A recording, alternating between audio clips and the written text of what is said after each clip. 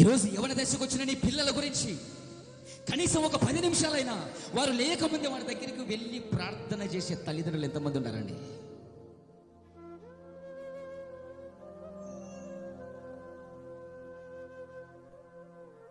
రేపు పొద్దున కుటుంబంలో జరగకూడని విపత్తు ఏదైనా జరిగితే ఆ యవన దశకు వచ్చినటువంటి ఆ కుమారుడు ఆ కుమార్తె ఇంటి పక్కన లేపుకొని నూకుతే అప్పుడు దేవుడు గుర్తొస్తాడు, అప్పుడు సేవకుడు గుర్తొస్తాడు. అరే, నీ కళ్ళ ముందు భయంకరమైన సంఘటన జరుగుతున్నాయే, నీ కళ్ళ ముందు భయంకరమైన చీకటి యవని బిడ్డలు అలుముకున్నదే, నీ కళ్ళ ముందు యవని చేతిలో బలవంతుల చేతిలో బాణవలే వెళ్ళాల్సిన యవన బిడ్డలు అపవాది కాళ్ళ కింద బందీలైపోతున్నారే, తెలియటం లేదా? నువ్వే చెప్తావు కదా, ఆ ఇంట్లో జరిగిందంట, ఈ ఇంట్లో జరిగిందంట. మరి నీ కొంపలో జరగకుండా నీ పిల్లల విషయమే జాగ్రత్త పడుతున్నావా? పిల్లలను కని జంతువుల్లాగా వదిలేసావా? ఒక మగాడు పిల్లలను కనడంలో కాదండి, పరిశుద్ధ గ్రంథంలో ఒక మగాడు పిల్లలను కని ప్రతి ఉదయము ప్రతి సాయంత్రము ఒక్కొక్కరి నిమిత్తము ఒక కోడె దూడను వధించి పాప కాలములో యవన దశకు వచ్చిన నా పిల్లలు నీకు ఎక్కడ విరోధమైన పని చేయకుండా నా పిల్లలను పరిశుద్ధంగా కాపాడని పిల్లల కొరకు తండ్రి చేతులెత్తి ప్రార్థన చేసే ఒక్క మగాడున్నాడో. కని వదిలేయడం మగతనం కాదండి. పశువులు కని వదిలేస్తున్నాయి, కని రోడ్ల మీద వదిలేస్తున్నాయి. నువ్వు కూడా కని దేశ దిమ్మడిగా వదిలేస్తున్నావు, ఊర్ల మీదకు పడేస్తున్నావు. పో, ఈ కొంపలు నాశనం చేయపో, ఆ కొంపలు నాశనం చేయపో, ఈ క్యారెక్టర్ నాశనం చేయపో.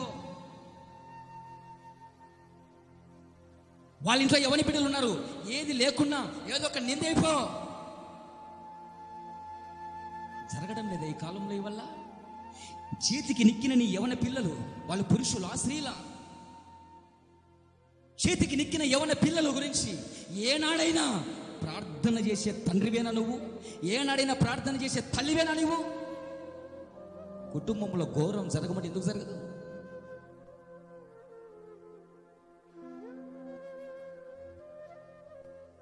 కన్నడం గొప్ప సంగతి కాదండి.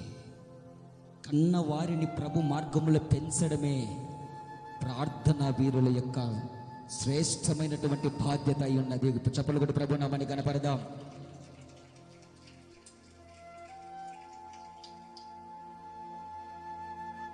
యవన దశలోకి వచ్చారు, నిండు యవన ప్రాయంలో ఉన్నారు.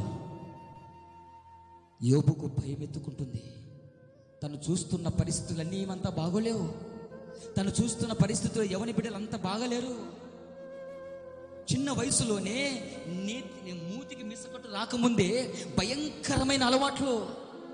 అమ్మో, వారిలాగా నా పిల్లలు అయిపోతే ఏంటి, వారిలాగా నా పిల్లల పరిస్థితి ఏంటని ఆ భయము పుట్టుకొని ప్రార్థన చేసేవాడును మండాల్సిన మంటండి ఇది. జరుగుతున్న ప్రకృతి ప్రస్తుత పరిణామాలను బట్టి యోబు ఒక నిర్ణయం తీసుకున్నాడు. ప్రతి ఉదయకాలమున ప్రతి సాయంకాలమున ఒక్కొక్క కోడెదుడిను ఒక్కొక్క పిల్లోని కొరకు వధించి వారి కొరకు ప్రార్థన చేస్తున్నాడండి యోబు. కొడు చప్పలు గట్టిగేసాయికే. అది మగతనం అంటే. నా పిల్లలు ఏ అపవిత్రతలో, ఏ అంధకారంలో, ఏ చీకటిలో, ఏ దుర్మార్గతలో పడకుండా కాపాడయ్యా. అసలే పరిస్థితులు బాగలేవు. ఏ మత్స ఏ నిందలు పుట్టిన మీదకి రాకుండా కాపాడయ్యా. యవన బిడ్డలో ధైర్యంగా నువ్వు చెప్పగలుగుతున్నావా? నా తండ్రి ప్రార్థన, నా తల్లిదండ్రుల ప్రార్థన వల్ల పుట్టింటికి ఏ మత్స లేకుండా పుట్టింటిలో నుంచి నేను అత్తింటిలోనికి అడుగు పెట్టానని. ఇది తల్లిదండ్రులు సాక్ష్యం రావాలంటే. యవన దశలోకి వచ్చినటువంటి నీ పిల్లలు తల్లిదండ్రుల గురించి ఇవ్వాల్సిన సాక్ష్యం ఇది. ఒక భక్తుడు అన్నాడు, నా తల్లి కన్నీటి ప్రార్థనలో, ఆ కన్నీటి ప్రవాహంలో దేవుని దగ్గరికి కొట్టుకొని వచ్చానయ్యా నేనని. కొట్టు చప్పలు బిగ్గరగేసాయికి. తల్లి కన్నీటి ప్రార్థన వల్ల ఎక్కడ ఏ చీకటిలో అపవిత్రతలో అంధకారంలో ఉన్నాడో తెలియదు, కొట్టుకొని వచ్చి ప్రభు పాదాల దగ్గరికి వచ్చాడంట.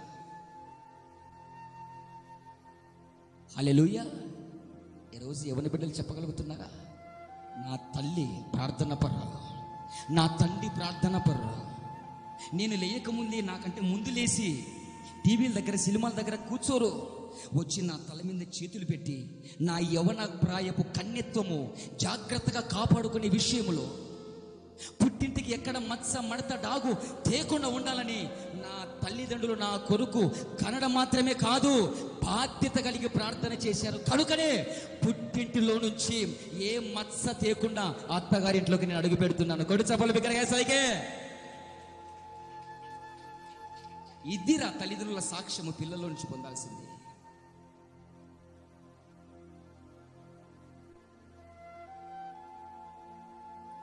చేతికి నెక్కిన పిల్లల మధ్య నువ్వేం చేస్తున్నావు? తెలివి వచ్చిన పిల్లల మధ్య నువ్వు ఏ విధంగా మాట్లాడుతున్నావు? చేతికి నెక్కి యవన దశలోకి వచ్చిన పిల్లల మధ్య నీ మాట తీరు, నీ ప్రవర్తన ఎలా ఉంది? నిన్ను చూసే కదా నేర్చుకునేది సమస్తం.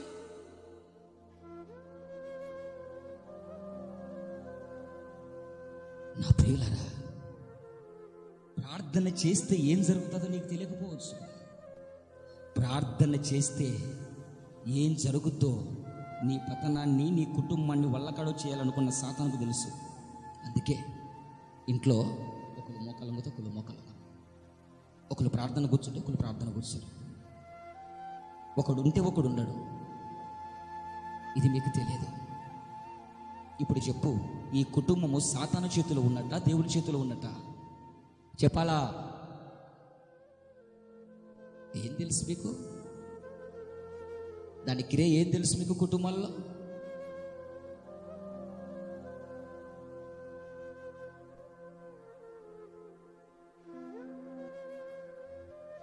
యవన కాలంలో యవన దశలోకి వస్తున్న పిల్లల నిమిత్తం ప్రార్థన చేయగలిగినటువంటి తల్లిదండ్రులేనా మీరు? ఏనాడైనా మోకరించి నీ పిల్లల కోసం ప్రార్థన చేసేవా? అయ్యా, వారి భవిష్యత్తు ఏంటి? వారు ఏ ఇంట్లో అడుగు పెట్టాలి? ఏ ఇంట్లో అడుగు పెడితే ఏ ఇంటికి క్షేమం కలుగుతుంది? పెళ్ళిడికి వచ్చిన పిల్లల నిమిత్తము మోకరించి ఏనైనా ప్రార్థన చేశారా? ప్రార్థన చేసే కుటుంబమేనా?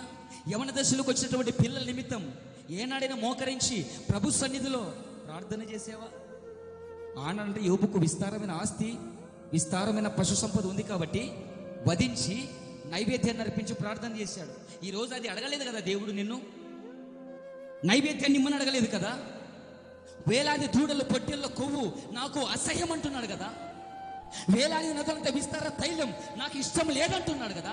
మళ్ళీ నీకు ఏంటి ఇష్టం? విరిగి నలిగిన మనసుతో యవన దశలోకి వచ్చిన నీ పిల్లల కొరకు నువ్వు ప్రార్థన చేయడమే నాకు ఇష్టమైన పనే.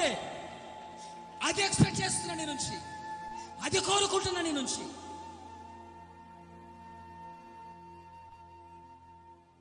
ఎప్పుడు ప్రార్థన చేస్తావో తెలుసా?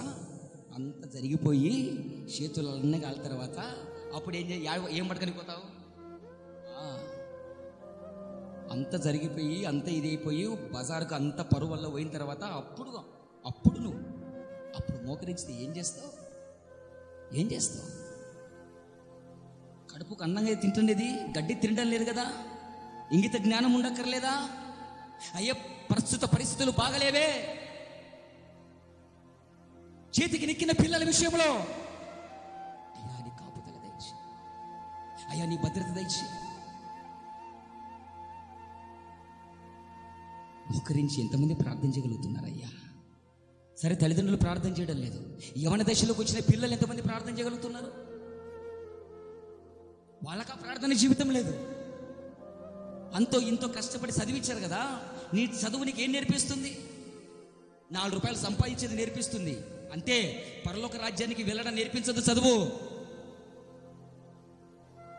ఒకవేళ అది నేర్పించే చదువు అయితే నువ్వు ఎందుకు మోకరిస్తావు? ఇప్పుడు ఇంటర్మీడియట్ పరీక్షలు వచ్చినా, నా అవసరం వచ్చినప్పుడు, పరీక్షలు వచ్చినప్పుడు, రోగం వచ్చినప్పుడు అప్పుడు మోకరిస్తా. ఎగ్జామ్స్ టైంలో, జాబ్ వచ్చినప్పుడు అప్పుడు సేవకుని కాడు వచ్చా, అదో ఉద్యోగం వచ్చింది అనుకో, నీకు అది చేయచ్చా? యాదేం చేస్తా? ఎంతమంది వచ్చారు ఇడికి, నేను అన్న నీకు ఉద్యోగం రాదు, నువ్వు నాకు చేయడవద్దు పని. ఆమెన్. అంటే ఇది కాదు.